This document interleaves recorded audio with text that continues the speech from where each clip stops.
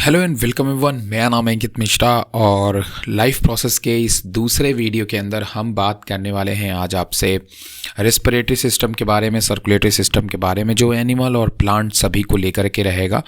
और इसके अंदर हम कंप्लीट चाहेंगे कि इस वीडियो में हम पूरे के पूरे लाइफ प्रोसेस को इसी वीडियो में ख़त्म कर देते हैं। जैसा कि मैं आपको बता दूं कि जो वीडियो की पूरी सीरीज़ चल रही है ये क्रैश कोर्स वीडियोस है, तो इसमें बहुत डिस्क्रिप्शन आपको नहीं समझनी है, क्योंकि अब डिस्क्रिप्शन समझने का टाइम भी आपके पास में नहीं है। और अगर आप ये वीडियो बाद में देखें या कोई ऐसे बच्चे देख रहे हो जिनके पास में अभी 10th में टाइम है, तो फिर वो भी बड़े आराम से इस वीडियो को देख सकते हैं, अपनी किताब को पढ़ते हुए इस वीडियो को बहुत ही अच्छी तरह से समझ सकते हैं। ठीक है, तो सबसे पहले आइए हम लोग हल्का सा रेस्पिरेटरी सिस्टम के बारे में बात कर लेते हैं। देखिए, रेस्पिरेटरी सिस्टम, अगर मैं ह्यूमन बीइंग की बात करता हूँ,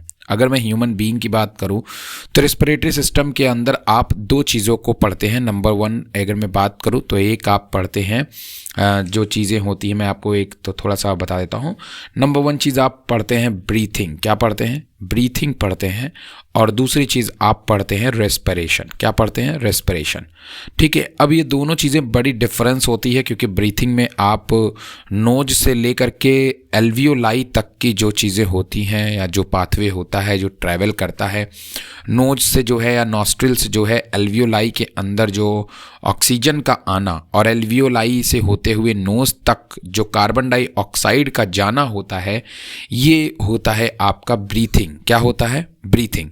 बट ये जो कार्बन डाइऑक्साइड है, इसका सेल से एल्वियोलाई तक पहुंचना, सेल से एल्वियोलाई तक या टिश्यू से एल्वियोलाई तक कार्बन डाइऑक्साइड का पहुंचना, नंबर एक बात।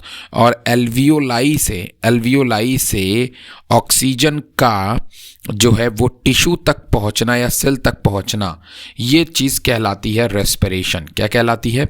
रेस्पिरेशन कहलाती है। अब इस रेस्पिरेशन में आप देखेंगे एक चीज़ होता है जिसे हम लोग बोलते हैं सेलुलर रेस्पिरेशन। सेलुलर रेस्पिरेशन वो रेस्पिरेशन होता है या वो रेस्पिरेशन होता है जिसमें जो टिश्यू होती है वो आपके ग्लूकोज का ब्रेक करती है, और ग्लूकोज को ब्रेक करके कार्बन डाइऑक्साइड प्लस वाटर को रिलीज़ करती है। ध्यान रखिएगा, मैं फिर से आपको बता देना एक बात चाहूँगा कि अभी आपने जो प्रीवियस वीडियो में देखा वो क्या देखा? आपने प्रीवियस वीडियो में देखा कि हम लोग क्या काम करते हैं, न्यूट्रिशन लेते हैं। न्यूट्रिशन जब ह्यूमन बीइंग लेता है तो उसका जो फाइनल प्रोडक्ट होता है न्यूट्रिशन का वो होता है ग्लूकोज। क्या होता है? ग्लूकोज होता है, राइट। और यही जो आपका ग्लूकोज होता है ये आपके सेल में जाता है, आपकी टिश्यू में जाता है, सेल में जाता है, और सेल में होती है आपकी माइटोकॉन्ड्रिया। ये जो माइटोकॉन्ड्रिया होती है यही ऑक्सीजन ले करके, ऑक्सीजन की मदद से, अब ये ऑक्सीजन इसके अंदर कहाँ आएगी? Via blood. किसके थ्रू आएगी? वाया ब्लड के थ्रू ये ऑक्सीजन आती है। और ब्लड में ये कैसे आएगी? ब्लड में ये आएगी वाया एल्वियोलाई। तो एल्वियोलाई से ब्लड में आएगी ऑक्सीजन, और फिर उसके बाद जो है ऑक्सीजन जो है वो वाया ब्लड से होते हुए पहुंच जाएगी माइटोकॉन्ड्रिया के पास, जहां पे ऑक्सीजन की मदद से माइटोकॉन्ड्रिया ग्लूकोज को ब्रेक करता है और ब्रेक करके बना लेता है एटीपी। और यही एटीपी जो होती है वो हमारी सेल को चलाने में एनर्जी देती है। तो जब एटीपी बनती है तो एटीपी के साथ में कार्बन डाइऑक्साइड भी निकलती है प्लस H2O भी निकलता है। अब जब सेल के अंदर कार्बन डाइऑक्साइड बढ़ेगा तो वो ब्लड में फिर से वापस कार्बन डाइऑक्साइड जाएगी, और ब्लड से ये फिर कहाँ चली जाएगी? एल्वियोलाई में चली जाएगी।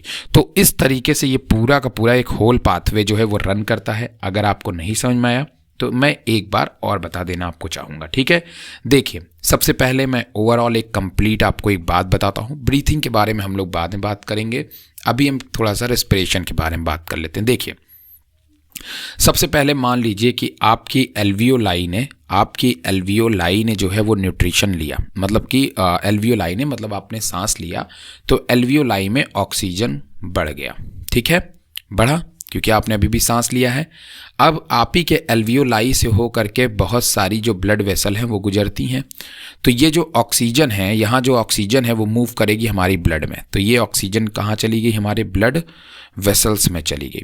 ब्लड वेसल से ये ऑक्सीजन फिर कहाँ पे चली गई? ये ऑक्सीजन चली गई आपके सेल में। ठीक, अब सेल में ऑक्सीजन बहुत ज़्यादा हो गई, मतलब ज़्यादा है, तो ऑक्सीजन की मदद से जो माइटोकॉन्ड्रिया थी उसने जो सेल के अंदर का ग्लूकोज था, क्या था, सेल के अंदर का जो ग्लूकोज था उसको ब्रेक किया, ग्लूकोज ब्रेक हुआ, और ब्रेक होने के बाद जो चीज़ रिलीज हुई वो हुई ATP plus carbon dioxide plus H2O। अब कार्बन डाइऑक्साइड अगर सेल के अंदर ज़्यादा है तो वो सेल को नुकसान पहुंचा सकती, मतलब ये एक वेस्ट प्रोडक्ट है, तो इसको दोबारा जो है ये ब्लड में वापस चली जाती हैं, ये जिस ब्लड से ऑक्सीजन ये देती हैं उसी में कार्बन डाइऑक्साइड ले लेती हैं, और दोबारा से जो है ये कार्बन डाइऑक्साइड ब्लड के थ्रू कहाँ पहुंच जाती है, एल्वियोलाई में, और फिर एल्वियोलाई से वो नॉस्ट्रिल के द्वारा वो बाहर निकल जाती है जब हम सांस को बाहर छोड़ते हैं। तो मतलब ये जो यहाँ से यहाँ तक की प्रोसेस आई पूरी की पूरी, ये आपकी जब आप सांस छोड़ने की तैयारी कर रहे थे ये तब की प्रोसेस है। मतलब ये पर सेकंड आपकी चीज़ें होती रहती हैं। जब आप प्रोसेस तेज करते हो तो ये चीज़ें पाथवे कंप्लीट नहीं हो पाती हैं, जिसके कारण ग्लूकोज और ऑक्सीजन की कमी के कारण कई चीज़ें जो होती हैं वो हमें परफॉर्म होती हैं, जैसे लैक्टिक एसिड का बनना, जिसके बारे में हम अभी आगे आपसे बात करते हैं। ठीक है, तो फर्स्ट ऑफ ऑल यहाँ पे एक कंप्लीट आपके सामने डायग्राम है, तो इसको हम बहुत ही आराम से समझते हैं ताकि चीज़ें आपको बहुत ही अच्छी तरह से ईजिली वे में समझ में आ जाए। सबसे पहली चीज़ मैं आपसे बात करूंगा तो यहाँ पे देखिए बात करने वाली चीज़ में है आपका ब्रीथिंग। क्या है? ब्रीथिंग। ब्रीथिंग में आप दो प्रोसेस पढ़ते हो। नंबर 1 इनहेलेशन, जब आप सांस को अंदर लेते हो तो सांस को अंदर लेते वक्त क्या क्या चीज़ें चेंज होती हैं वो यहाँ पे मैंने पॉइंट आउट किया हुआ है, आप सब माइंड मैप में पढ़ सकते हो, मैं समझा देता हूँ आपको। जब आप सांस को अंदर लेते हो तो आपका जो डायफ्राम होता है वो नीचे की तरफ जाता है, और इस समय आपका डायफ्राम कॉन्ट्रैक्ट होता है, मतलब ये अपने एक नॉर्मल पोजीशन में नहीं होता है, ये नीचे की तरफ बैठता है, इसीलिए यहाँ पे सिंबल आपको नीचे की तरफ शो कर रहा है।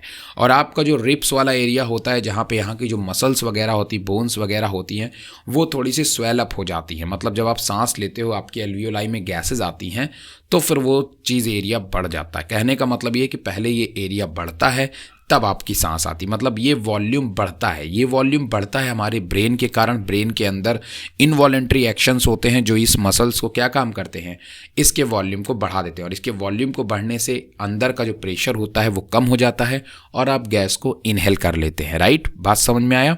तो सबसे पहले चेस्ट कैविटी एक्सपैंड होगी, रिब्स थोड़े से लिफ्ट अप होंगे, डायफ्राम थोड़ी सी कॉन्ट्रैक्ट होगी, वॉल्यूम ऑफ लंग्स बढ़ेगा और एयर एंटर द लंग्स, और तब जो एयर है वो अंदर आएगी। देखिए ये क्रम याद रखिएगा, थोरैकिक कैविटी या फिर चेस्ट कैविटी एक्सपैंड होगी, जो रिब्स जो यहाँ के हड्डियाँ हैं वो भी अपने शेप को थोड़ा ऊपर ले जाएंगी, लिफ्ट अप होगी, डायफ्राम जो यहाँ पे है वो थोड़ा नीचे की तरफ बैठेगा, लंग्स का वॉल्यूम बढ़ेगा। देखिए शेप बढ़ गया है, लंग्स का वॉल्यूम बढ़ेगा, वॉल्यूम बढ़ेगा तो लंग्स के अंदर का प्रेशर घटेगा, जब प्रेशर घटेगा तो गैस अंदर आएगी। एक्सहेलेशन प्रोसेस में बिल्कुल अपोजिट है, क्योंकि डायफ्राम के ऊपर प्रेशर पड़ा है तो ये एक अपोजिट प्रेशर लगाता है, रिब्स भी अपने आप को उठाया हुआ है तो ये भी अपोजिट प्रेशर लगाता है। दोनों प्रेशर लगाने के कारण यहाँ का प्रेशर ज़्यादा हो जाता है, एटमॉस्फेयर का प्रेशर कम हो जाता है, जिसके कारण गैस बाहर निकल जाती है।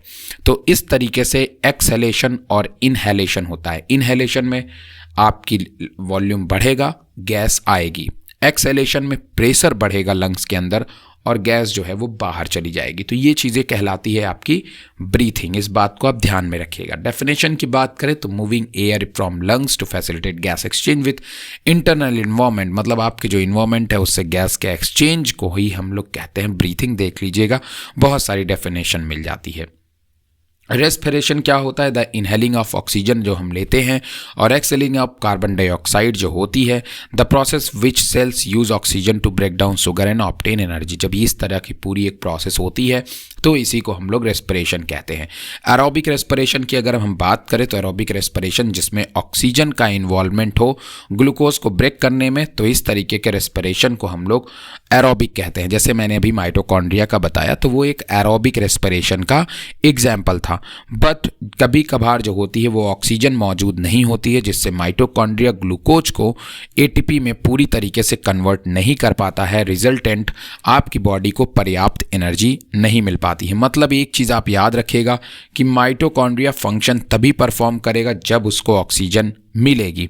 अगर आप काम बहुत तेज़ी से करने लगोगे तो आपकी सेल तक ऑक्सीजन ट्रांसपोर्ट नहीं हो पाएगी, जिससे माइटोकॉन्ड्रिया को एनर्जी ना मिलने के कारण आपकी सेल को भी एनर्जी नहीं मिल पाती। मतलब आपकी माइटोकॉन्ड्रिया को, मान लीजिए सपोज दैट, एक बहुत ही क्लियर एग्जांपल मैं बता देता हूँ आपको ताकि आप बिल्कुल सही रहे। मान लीजिए मैं अभी नॉर्मली आपके सामने बोल रहा हूँ, तो नॉर्मली मेरी सेल के अंदर एनर्जी जा रही है, मिल रही है ऑक्सीजन, उसको प्रॉपर मैं ऑक्सीजन ले रहा हूँ और ऑक्सीजन जा रही है, माइटोकॉन्ड्रिया मेरे ग्लूकोज को ब्रेक करके मुझे एनर्जी दे रहा है, ठीक।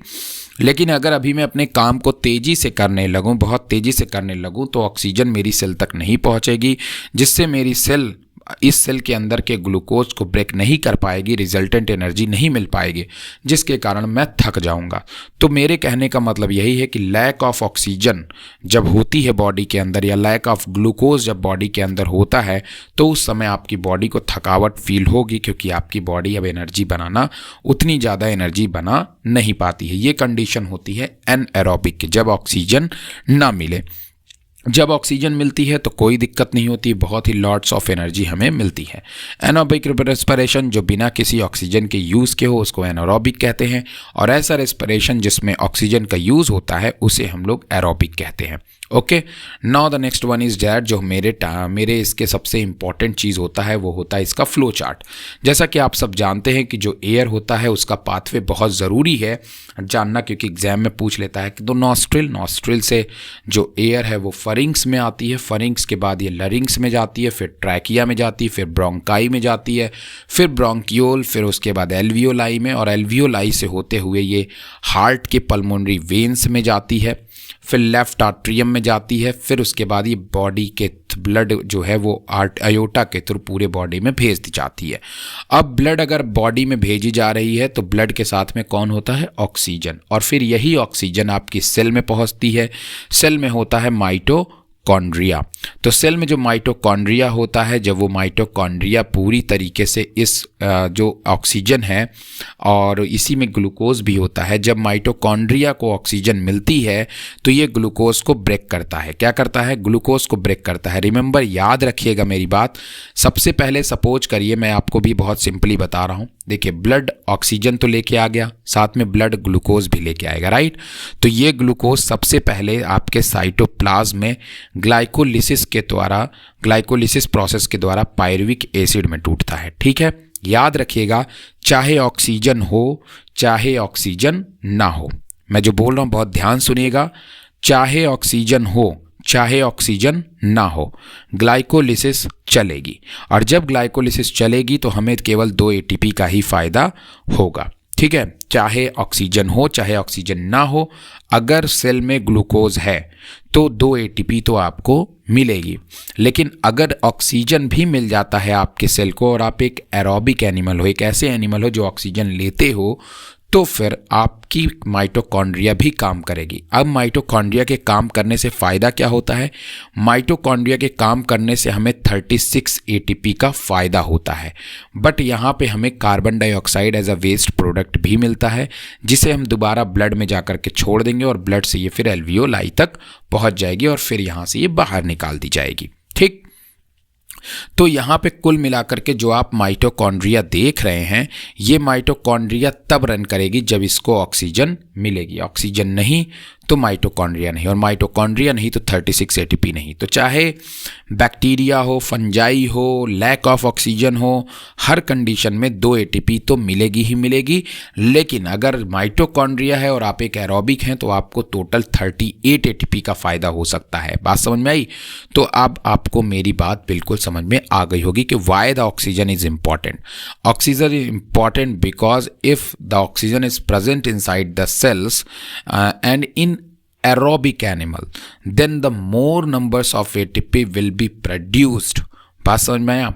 अगर लेस नंबर ऑफ एटीपी है, इसका मतलब आप जान लीजिए कि वहाँ पे ऑक्सीजन का इन्वॉल्वमेंट नहीं हुआ है, ठीक है।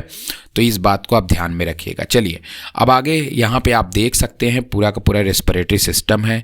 ये नेसल कैविटी होती है, डायग्राम भी पूछता है। ये फरिंग्स एरिया होता है, ये लरिंग्स एरिया होता है, ये एरिया ट्रैकिया होता है। ट्रैकिया में जो होते हैं वो एक कार्टिलेज की रिंग पाई जाती है, इसे रिंग ऑफ कॉर्टाई बोलते हैं। ये क्या काम करती है, जो रिंग होती है ये हमारे ट्रैकिया को कोलैप्स होने से बचाती है। फिर उसके बाद आपके ब्रोंकाई होते हैं, फिर ब्रोंक्यूल्स होते हैं। यहाँ पे देखिए ब्रोंकाई हैं, फिर ये ब्रोंक्यूल्स हैं, और ये जो गोल गोल दिखाई दे रहे हैं ये हैं आपके एल्वियोलाई। ठीक है, ईजिली आपको समझ में आ जाएगा। तो देखिए यहाँ पे मैं आपको और बता देता हूँ। यहाँ से जो ब्लू कलर की आपको दिख रही है वो इम्प्योर ब्लड है। इम्प्योर ब्लड एल्वियोलाई में आती है, यहाँ से ऑक्सीजन लेती है और प्योर होकर के दोबारा आपके हार्ट में वापस लौट जाती है, और फिर हार्ट के रास्ते ये बॉडी के अंदर जो है वो ट्रांसपोर्ट की जाती है। तो बहुत ही इजी डायग्राम है जिसको मैंने यहाँ पे शो किया है। बाकी इस डायग्राम में देखिए कि ब्लड आ रही है, ब्लड आई है यहाँ पे, और यहाँ से इसने कार्बन डाइऑक्साइड एल्वियोलाई को दे दिया है और ऑक्सीजन एल्वियोलाई से ले लिया है और ये प्योर हो गई है। तो ये तमाम तरह की चीज़ें हमने इसमें रख ली थी जिसको आप ध्यान में रखिएगा। चलिए नेक्स्ट यहाँ पे आपके सामने है एथनॉल पाथवे। अब यहाँ पे अगर आप गौर फरमाएं तो यहाँ पे जो आप एथनॉल पाथवे को देख रहे हैं ये तब की कंडीशन होती है जब आपके सेल के अंदर जो ऑक्सीजन होता है वो लैक होता है, मतलब लैक बोल रहा हूँ, जिस समय आपके कंडीशंस ऐसा होता है जिस समय एब्सेंस होता है, मतलब आपकी बॉडी में ऑक्सीजन ना हो। अब आपकी बॉडी में ऑक्सीजन नहीं, ईस्ट फंजाई इसका एक एग्जाम्पल है। फंजाई जो है वो एक एनएरोबिक एनिमल होता है जिसमें आपको ऑक्सीजन देखने को नहीं मिलती है। ऑक्सीजन ना होने के कारण इसमें जाहिर तौर पे माइटोकॉन्ड्रिया नहीं चलेगी। तो इसमें माइटोकॉन्ड्रिया नहीं चलेगी तो इसके अंदर जो मेन केमिकल बनता है वो बनता है एथेनॉल। माइटोकॉन्ड्रिया चलती तो क्या बनता, एटीपी बनता, H2O बनता और कार्बन डाइऑक्साइड बनता। बट यहाँ पे माइटोकॉन्ड्रिया नहीं है तो यहाँ पे एथेनॉल बन रहा है, याद रखेंगे आप इसको। लेकिन पूरी प्रोसेस के दरमियान अगर आप देखिए तो 2 ही एटीपी का फ़ायदा आपको देखने को मिलता है, और वो भी ग्लाइकोलिसिस में, क्योंकि ग्लाइकोलिसिस इसमें भी आपको देखने को मिल रही है।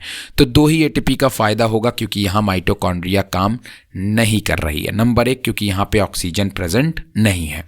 उसी तरीके से सेम हमारी बॉडी में और कुछ बैक्टीरिया में भी होता है, जैसे कि तब जब आपकी बॉडी के अंदर जो है ग्लूकोज की कमी हो जाए, मतलब लैक ऑफ ग्लूकोज और लैक ऑफ ऑक्सीजन अगर हो जाए तो उस कंडीशन में भी माइटोकॉन्ड्रिया फंक्शन परफॉर्म नहीं करेगी। अगर माइटोकॉन्ड्रिया फंक्शन परफॉर्म नहीं करेगी तो यहाँ पे भी, मतलब ये सिचुएशन कब है आपको पता है, जैसे मान लीजिए भी मैं अपने हाथ को ऊपर नीचे कर रहा हूँ, नॉर्मली कर रहा हूँ, तो मेरे हाथ पे कोई प्रेशर नहीं पड़ रहा है। जब मेरे हाथ पे कोई प्रेशर नहीं पड़ रहा, क्यों?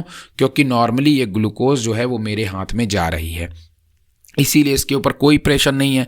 लेकिन अभी मैं अपने हाथ को बहुत तेज़ी के साथ मूवमेंट कराऊंगा तो यहाँ पे आपकी ऑक्सीजन बहुत देर में पहुँचती है, और देर में पहुँचने के कारण यहाँ पे माइटोकॉन्ड्रिया काम करना बंद कर देगा, मतलब वो ग्लूकोज को ब्रेक करना बंद कर देगा। वहाँ पे वो लैक्टिक एसिड को ब्रेक करेगा, जिससे रिजल्टेंट होगा कि हमें एनर्जी उतनी नहीं मिल पाएगी। इसमें भी हमें 2 ही एटीपी का फ़ायदा होता है, याद रखिएगा। तो लैक ऑफ ऑक्सीजन हो चाहे एब्सेंस ऑफ ऑक्सीजन हो, दोनों कंडीशन में हमें number of ATP come produce होते हैं, और अगर ऑक्सीजन ज़्यादा होता है तो नंबर ऑफ एटीपी भी आपके ज़्यादा होते हैं। तो ये रहा आपका रेस्पिरेटरी सिस्टम। अब हम लोग बात करने वाले हैं सर्कुलेटरी सिस्टम के बारे में। तो याद रखिएगा कि सर्कुलेटरी सिस्टम में पार्ट्स बहुत इंपॉर्टेंट होते हैं, तो इसीलिए मैं इस डायग्राम को आपको दिखा दे रहा हूँ ताकि आप पार्ट्स में मिस्टेक मत करिए। ध्यान रखिएगा कि आपका ये जो पार्ट होता है इसको हम लोग बोलते हैं सुपीरियर वेना केवा, मतलब बॉडी के जो ऊपर वाला पोर्शन होता है उससे जो भी इम्प्योर ब्लड होती है वो आती है सुपीरियर वेना केवा के थ्रू राइट आर्टरियम में। याद रखिएगा कि हार्ट का right side impure blood carry करता है और हार्ट का जो लेफ्ट साइड होता है वो प्योर ब्लड को कैरी करता है। एक चीज़ और याद रखिएगा कि हार्ट का जो राइट साइड होता है ये ब्लड को पंप करता है लंग्स के अंदर, और हार्ट का जो लेफ्ट साइड होता है ये ब्लड को पंप करता है बॉडी के अंदर।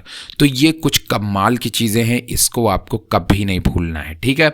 तो यहाँ पे अगर आप देखेंगे तो यहाँ पे आपको दिख रहा है कि सुपीरियर वेना केवा ऊपर वाले पोर्शन से ब्लड को लाता है, और वहीं पे इन्फीरियर वेना केवा नीचे वाले पोर्शन से इम्प्योर ब्लड को लाता है bye the help of veins. किसके थ्रू? वेन्स के through. Okay. Now the next one is, जब ये ब्लड आता है तो ये आ जाता है आपके इस लोकेशन में, जिसको हम लोग बोलते हैं राइट आर्ट्रियम। तो ब्लड आ जाती है राइट आर्ट्रियम में। इस ब्लड को हम लोग डीऑक्सीजनेटेड ब्लड के भी नाम से जानते हैं। ये ब्लड जब आ जाता है तो यहाँ पे आके आर्ट्रियम में इकट्ठा हो जाता है, राइट आर्ट्रियम में इकट्ठा हो जाता है। फिर ये यहाँ से ट्राइकस्पिड वॉल्व होती है और इस वॉल्व से होते हुए ये पहुंच जाता है राइट वेंट्रिकल में। राइट वेंट्रिकल में आने के बाद ध्यान रखिएगा कि ये जो कॉन्ट्रैक्शन होता है, ये कॉन्ट्रैक्शन ऐसे नोड के थ्रू होता है। मैंने कई दफ़े आपको बताया भी हुआ है कि ये लगातार जो है कॉन्ट्रैक्ट होते हैं, क्योंकि यहाँ पे कुछ पेसमेकर सेल्स होती हैं, कुछ रिदमिक सेल्स होती हैं जो इनको लगातार एक पर्टिकुलर टाइम पे पंप करती रहती हैं या फिर पर्टिकुलर टाइम पे इनको कॉन्ट्रैक्ट करती रहती है। जब ये कॉन्ट्रैक्ट होगा आर्ट्रियम तो ब्लड आएगी वेंट्रिकल में। ओके, तो देखिए दोनों आर्ट्रियम एक साथ कॉन्ट्रैक्ट होती हैं। देखिए जैसे इसमें जो है ब्लड और डीऑक्सीजनेटेड वाली आती है, उसी तरीके से इसमें ऑक्सीजनेटेड वाली आती है। ये टिश्यू से आ रही है इसमें ब्लड, और इस रेड वाले में किससे आ रही है? इस रेड वाले में आ रही है लंग से। तो प्योर ब्लड इसमें आया, इम्प्योर इसमें, तो दोनों एक साथ पंप करेंगे। प्योर ब्लड आएगी लेफ्ट आर्ट्रियम में, इम्प्योर ब्लड आएगी राइट आर्ट्रियम में, फिर दोनों वेंट्रिकल में, फिर दोनों वेंट्रिकल पंप करेंगे और ये अपने ब्लड को भेजेगा लंग्स में और ये अपने ब्लड को भेजेगा बॉडी में। मतलब लेफ्ट वाला भेजेगा बॉडी में और राइट वाला भेजेगा लंग्स में। बाकी चीज़ें आप पढ़ लीजिएगा, आपको बेशक समझ में आ जाएगी। अब उसके बाद अगर हम लोग थोड़ा सा देखें तो यहाँ पे बहुत सिंपल एक डायग्राम मैं आपको बता देता हूँ। वैसे बच्चे जो काफ़ी हद तक इस पार्ट को नहीं पढ़ते हैं, तो देखिए बहुत सिंपल है। यहाँ पे आपके सामने right atrium right ventricle, left atrium left ventricle.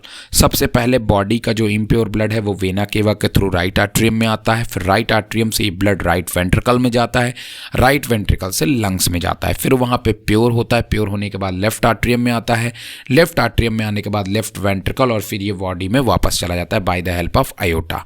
तो अगर तुमसे कोई पूछता है कि जो इम्प्योर ब्लड है वो किसके थ्रू लंग्स में जाते, तो they are the pulmonary artery, because artery carry a pure blood except pulmonary arteries. ठीक है, तो पल्मोनरी आर्टरीज में हमेशा इम्प्योर ब्लड होती है, बट आर्टरी में हमेशा प्योर ब्लड होती है। ये चीज़ भी आपको ब्लड के केस में याद रखना है, सर्कुलेटरी सिस्टम में भूलना नहीं है। अगर मैं ब्लड के फंक्शंस की बात करता हूँ, सर्कुलेटरी सिस्टम फंक्शन की बात करता हूँ, तो ये हमारे बॉडी में ऑक्सीजन को ट्रांसपोर्ट करते हैं, हमारे इम्यून सिस्टम को बिल्ड करते हैं, हमारे ऑक्सीजन ट्रांसपोर्ट करते हैं, ग्लूकोज ट्रांसपोर्ट करते हैं, जो भी मेडिसिन हम लोग कैरी करते हैं, खाते हैं, वो सबको ये ट्रांसपोर्ट करते हैं। Okay, now the next one is lymph. Lymph को आप जान लीजिए कि जो आपकी आर्टरीज होती हैं या जो आपकी कैपिलरीज होती हैं, माफ़ करिएगा कैपिलरीज होती हैं, जब कैपिलरीज में ब्लड का प्रेशर बहुत ज़्यादा बढ़ जाता है तो ब्लड कैपिलरीज में प्रेशर बढ़ने के कारण बहुत सारा जो लिक्विड होता है वो कैपिलरी से फेनेट्रेट होकर के, मतलब छन करके टिश्यू के पास में इकट्ठा हो जाता है। वहीं टिश्यू के पास में आपकी, जैसे कि आपके ब्लड कैपिलरी गई होती हैं, वही इसी तरह से पूरे बॉडी में लिम्फेटिक वेसल्स होती हैं जो इन एक्सेसिव फ्लूइड को, जो लीक हुआ है हमारे कैपिलरी से, उसको ये क्या काम करते हैं, एब्जॉर्व करते हैं और एब्जॉर्व करके दोबारा उसको वेन्स में ले जा कर के छोड़ देते हैं। मतलब एक तरीके से वेस्टेज को, मतलब जो इंपॉर्टेंट इसेंशियल चीज़ें होती हैं उसे वेस्ट होने से ये बचाते हैं। नंबर 1 फंक्शन हो जाता है। साथ में इस लिम्फेटिक वेसल्स में जगह जगह पे नोड्स होती हैं जो काफ़ी ज़्यादा सेंसिटिव होते हैं माइक्रो ऑर्गेनिज्म और पैथोजन को लेकर के। तो ये जो नोड्स होते हैं ये दरअसल क्या काम करते हैं कि हमारे जो लिम्फ नोड्स होते हैं वो हमारे तमाम तरह के, जो इसमें लिम्फोसाइट्स होते हैं, वो तमाम तरह के बैक्टीरिया वगैरह को किल करने में भी मदद करते हैं। तो एक तरह से ये हमारे इम्यून सिस्टम की तरह भी काम करते हैं। कौन? लिम्फ। इसके बारे में भी आप याद रखिएगा। अब हम लोग बात करते हैं, ये इतनी बातें तो हो गई भाई, बहुत सही। अब उसके बाद हम बात करते हैं प्लांट के ट्रांसपोर्टेशंस पे, कि प्लांट में जो आपका ट्रांसपोर्टेशन होता है वो क्या होता है। ठीक है, फिर उसके बाद हम लोग एक्सक्रीटरी सिस्टम के बारे में बात करेंगे। तो आइए जल्दी से प्लांट में ट्रांसपोर्टेशंस को समझ लेते हैं। तो देखिए, जैसा कि आपको मैं बता दूं कि प्लांट्स के अंदर जो ट्रांसपोर्टेशन होता है वो क्या ट्रांसपोर्ट करता है। तो देखिए, जैसे कि आपकी बॉडी में ब्लड है ना, राइट, आपकी बॉडी में ब्लड है। अब आपकी बॉडी का जो ब्लड है वो ग्लूकोज को ट्रांसपोर्ट करता है, ऑक्सीजन को ट्रांसपोर्ट करता है, राइट। उसी तरह प्लांट्स के अंदर ट्रांसपोर्टेशन होता है। यहाँ पे लिखी हुई चीज़ें हैं, वाटर का होता है और गैसेस का होता है, फूड का होता है, मिनरल्स का होता है, वेस्ट प्रोडक्ट का होता है और हार्मोन्स का होता है। ये सारी चीज़ें भी प्लांट्स के अंदर ट्रांसपोर्ट करती हैं। बट जो मेन चीज़ हम लोग यहाँ पे ट्रांसपोर्टेशन में पढ़ते हैं वो पढ़ते हैं नंबर 1 वाटर को और नंबर 2 पढ़ते हैं आपके शुगर को। ठीक है, तो क्यों ट्रांसपोर्टेशन पढ़ना ज़रूरी है, तो आइए थोड़ा पहले इसके एप्लीकेशंस पे नज़र डालते हैं कि आखिर ट्रांसपोर्टेशन क्यों। जैसा कि आपको पता है कि प्लांट्स के अंदर जो वाटर है वो रूट एब्जॉर्व कर रहा है, बट वाटर जो है इसेंशियल होता है फोटोसिंथेसिस के लिए, राइट। और फोटोसिंथेसिस कौन करता है, आपको पता है कि जो फोटोसिंथेसिस होता है वो करता है कौन, वो करता है आपका लीफ। अब वाटर है रूट में और पानी चाहिए लीफ को, तो लीफ तक पानी पहुंचाने के लिए हमें ज़रूरत पड़ती है जाइलम वेसल्स की। रिमेंबर, याद आया, फोटोसिंथेसिस करता है लीफ, अब लीफ तक उस वाटर को पहुंचाने के लिए हमें ज़रूरत पड़ेगी जाइलम की। किसकी ज़रूरत पड़ेगी, जाइलम की।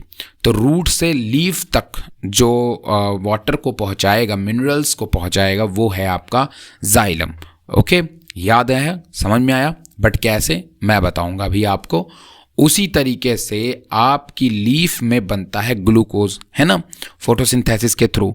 लेकिन रूट तो फोटोसिंथेसिस नहीं कर सकता, स्टेम तो नहीं कर सकता, तो उसको आपको फूड देना है रूट को। तो लीफ से रूट तक, मतलब कि सोर्स सेल से सिंक सेल तक आपको अगर पहुंचाना है न्यूट्रिशन, तो उसके लिए भी आपको ज़रूरत पड़ेगी ट्रांसपोर्टेशंस की। तो यही चीज़ ट्रांसपोर्टेशन आप पढ़ने वाले हैं। तो देखिए, सबसे पहले बहुत सिंपली मैं बताऊंगा आपको कि वाटर के लिए हमें चाहिए जाइलम। बट मुसीबत किस बात की, आप थोड़ा समझिएगा।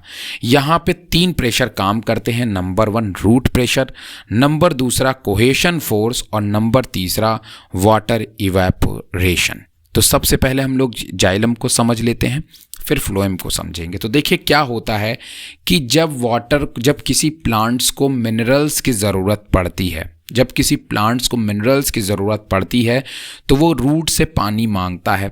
रूट क्या काम करता है कि सरफेस वाटर को एब्जॉर्व करता है, और बहुत ज़्यादा सरफेस वाटर को एब्जॉर्व करता है bye the help of osmosis. Question osmosis को याद रखिएगा, काफ़ी दफ़ा पूछा है।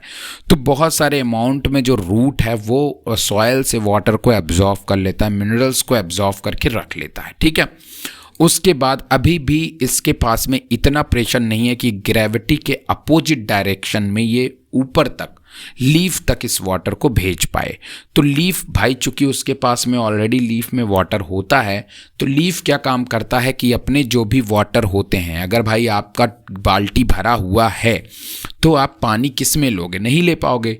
तो इसी तरह लीफ में अगर ऑलरेडी वाटर है तो ये कभी भी नीचे से पानी ऊपर नहीं ले आ पाएगा। तो इसीलिए क्या काम करता है कि लीफ अपने पास जो भी वाटर बचा रहता है उसे इवेपोरेट कर देता है। क्या कर देता है, इवेपोरेट।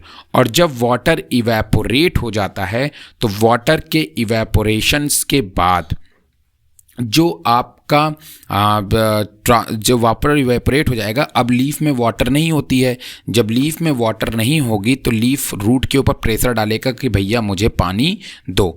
तब ये 2 प्रेशर काम करने लगते हैं, तब ये थोड़ा थोड़ा पानी ऊपर जाने लगता है। और जब पानी ऊपर जाता है तो इसी वेसल्स में पानी की कुछ बूंदें होती हैं।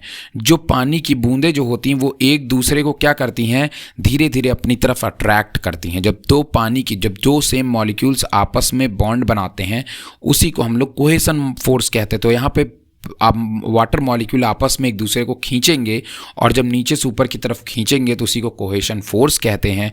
और इस तरीके से कोहेशन फोर्स, रूट प्रेशर और ट्रांसपैरेशन पुल से वाटर ऊपर की तरफ मूव कर जाता है और लीफ तक पहुंच जाता है। ध्यान रहे यहाँ पे पैसिव प्रोसेस, मतलब कि एनर्जी के बगैर भी प्रोसेस होती है और एनर्जी भी देनी पड़ती है, मतलब एक्टिवली और पैसिवली आपको दोनों तरीके से वाटर को ट्रांसपोर्ट करना होता है।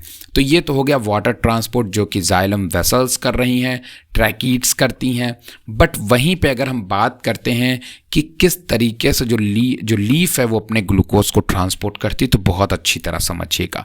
आपको पता होगा कि जो आपकी फ्लोएम होती है, फ्लोएम जो होती है उसमें 2 चीज़ें होती हैं, एक होता है सीव ट्यूब और एक होता है कंपेनियन सेल्स। रिमेंबर, याद रखिएगा, एक होता है कंपेनियन सेल्स और एक होता है सीव ट्यूब। तो सबसे पहले लीफ जो है वो सुक्रोज को बनाती है। सुक्रोज और वाटर जो है वो सीव ट्यूब में आते हैं by the help of companion cell. Leaf से कंपेनियन सेल और कंपेनियन सेल से सीव ट्यूब में आते हैं। बट सीव ट्यूब में आने के बाद चूंकि यहाँ पे शुगर का कंसंट्रेशन ज़्यादा होता है और यहाँ पे वाटर का, तो मैं आपको बता दूं अगर कहीं सॉल्यूट का कंसंट्रेशन ज़्यादा होता है तो वाटर सॉल्यूट की तरफ मूव कर जाता है। तो वाटर यहाँ पे आ जाता है ग्लूकोज के साथ में, सुक्रोज के साथ में, जिससे यहाँ का कंसंट्रेशन और प्रेशर बढ़ जाता है।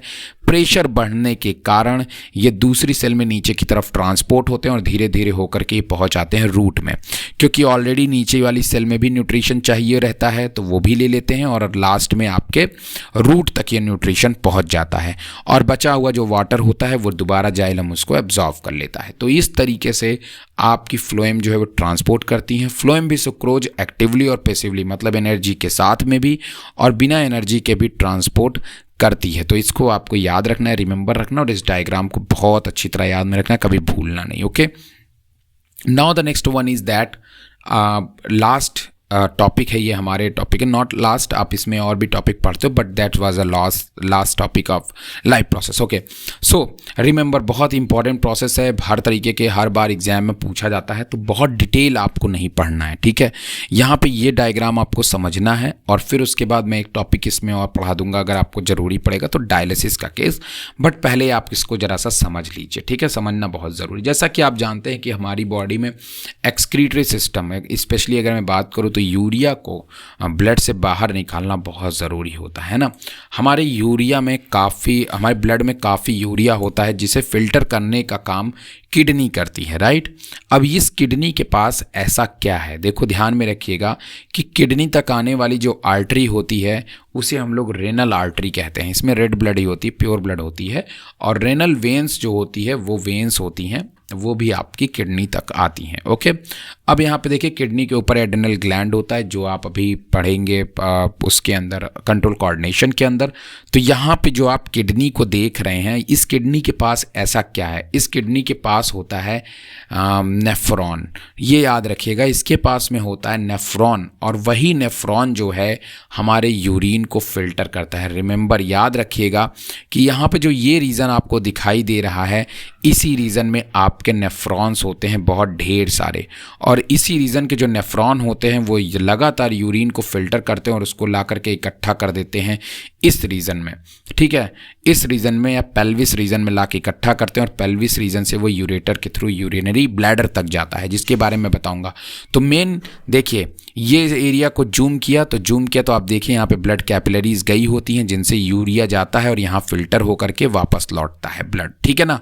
इसके थ्रू जाएगा, फिल्टर होकर के वापस लौटना है उसको, या रेनल आर्टरी के थ्रू जाएगा और इसके बाद ये फिल्टर होकर वापस लौटेगा। कुल मिला के बात इतना है कि इसी एरिया में फिल्ट्रेशन होता है। तो फिल्ट्रेशन इसी के, अब एक एरिया को हमने यहाँ पे दिखाया हुआ है, ये देखिए, ये एक एरिया है पूरा का पूरा, ठीक है, ये इसी को दिखाइए, देखिए फिल्टर हो रहा है, देख रहे हैं ना आप। तो यहाँ पे देखिए ब्लड सेल्स आई हुई हैं, ब्लड कैपिलरीज आई हुई हैं, और रिमेंबर याद रखिएगा यहाँ पे प्योर ब्लड वाली दिख रही है आपको। तो ब्लड आती है, यहाँ पे ग्लोमेरुलस फिल्ट्रेशन होता है और यहाँ से यूरिया फिल्टर आपकी हो करके जो है पहुँच जाती है रेनल पैपिली से होते हुए पेल्विस में, ठीक। तो इसके बारे में आपको चार्ट याद रखना है। खैर इतना नहीं डिटेल में आपको जानना है क्योंकि आपके सिलेबस में इतना डिटेल में नहीं है, बट मैं बताने की कोशिश कर रहा हूँ। अब देखिए, इसी चीज़ को मैंने कार्टून डायग्राम के रूप में भी दिखा दिया है कि देखिए सबसे पहले ब्लड विथ वेस्ट क्या है, यूरिया, इसमें आई ग्लोमेरुलस फिल्ट्रेशन हुआ, इसको हम लोग बोलते हैं बॉमेन कैप्सूल। तो बॉमेन कैप्सूल में क्या हुआ, ग्लोमेरुलस फिल्ट्रेशन हुआ। ग्लोमेरुलस फिल्ट्रेशन में जो यूरिया थी और कुछ इसेंशियल चीज़ें थी, जैसे अमीनो एसिड हैं, कुछ आयंस हैं जो ज़रूरी हैं हमारे सेल के लिए, जिनको वेस्ट नहीं करना है, वाटर है, वो सब भी फिल्टर हो गई, ठीक है। ध्यान रखिएगा, ब्लड नहीं फिल्टर हो सकती है क्योंकि ब्लड सेल्स बड़ी होती हैं, जितने भी छोटे छोटे मॉलिक्यूल्स हैं वो इस बॉमेन कैप्सूल से फिल्टर हो गए, राइट। और फिल्टर होने के बाद जो ज़रूरी चीज़ें थी जिनको हमको खर्च नहीं करना है वो पहुंच गई पीसीटी, बोले तो प्रॉक्सिमल कॉन्वोलेटेड टिब्यूल में। प्रॉक्सिमल कॉन्वोलेटेड टिब्यूल में जो इसेंशियल चीज़ें थी वो ब्लड कैपिलरी ने क्या कर लिया, उनको एब्जॉर्व कर लिया, और एब्जॉर्व करने के बाद बचा वाटर मॉलिक्यूल और NaCl, ये इसेंशियल थे, बाकी बाइकार्बोनेट्स वगैरह भी थे, उनके बारे में हम बात करेंगे। तो यहाँ पे जो मेन बचता है वो बचता है NaCl, यूरिया और वाटर। NaCl, यूरिया और वाटर। तो यहाँ पे क्या होता है कि फिर ये PCT के बाद शुरू होता है loop of Henle.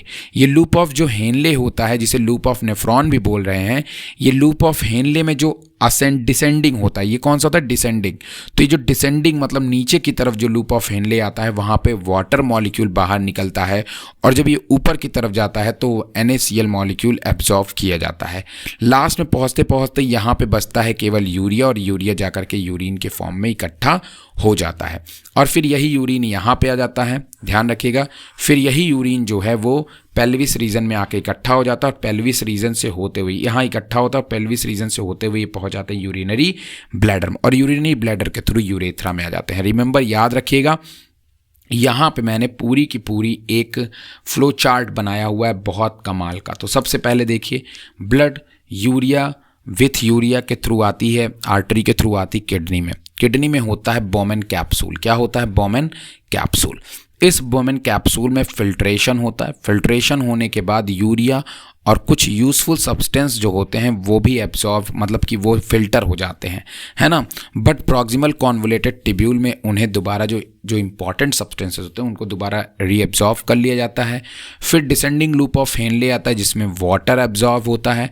Ascending loop of Henle, मतलब जब ये लूप ऑफ हेनले ऊपर की तरफ, ये यू शेप का जो ऊपर की तरफ, जब असेंडिंग की तरफ जाते हैं तो वहाँ पे NaCl रीएब्जॉर्ब होता है। फिर ये एरिया होता है डिस्टल कॉन्वोलेटेड टिब्यूल, जहाँ पे वाटर वगैरह और एब्जॉर्ब होता है, और फिर आपकी यूरिन जो होती है वो कलेक्ट हो जाती है कलेक्टिंग डक्ट में, और ये कलेक्टिंग डक्ट जो है वो होती है इस रीजन में, ये जाकर के खुलती है पेल्विस रीजन में, और पेल्विस रीजन में खुलने के बाद ये यूरिनरी यूरेटर, यूरिनरी ब्लैडर और फिर यूरेथ्रा के थ्रू बाहर के बॉडी के बाहर चली जाती हैं। अब याद रखिएगा, इस बातों को कभी भूलना नहीं है आपको।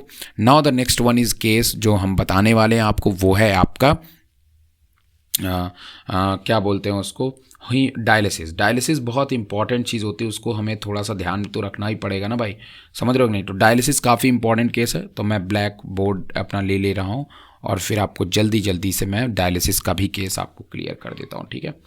ओके, तो डायलिसिस के केस की तरफ थोड़ा ध्यान फरमाएं। देखिए, डायलिसिस जो है वो एक बीमारी होती है। इस केस में ह्यूमन की दोनों किडनी काम करनी बंद कर देती हैं। ह्यूमन किडनी फेलियर हो जाता है, ह्यूमन की किडनी काम नहीं करती। जब ह्यूमन की किडनी काम नहीं करेगी तो यूरिया फिल्टर कैसे होगी? तो आर्टिफिशियली ढंग से यूरिया को फिल्टर करने के लिए हम एक मशीन का इस्तेमाल करते हैं जिसका नाम होता है डायलाइज़र। क्या नाम होता है? डायलाइज़र।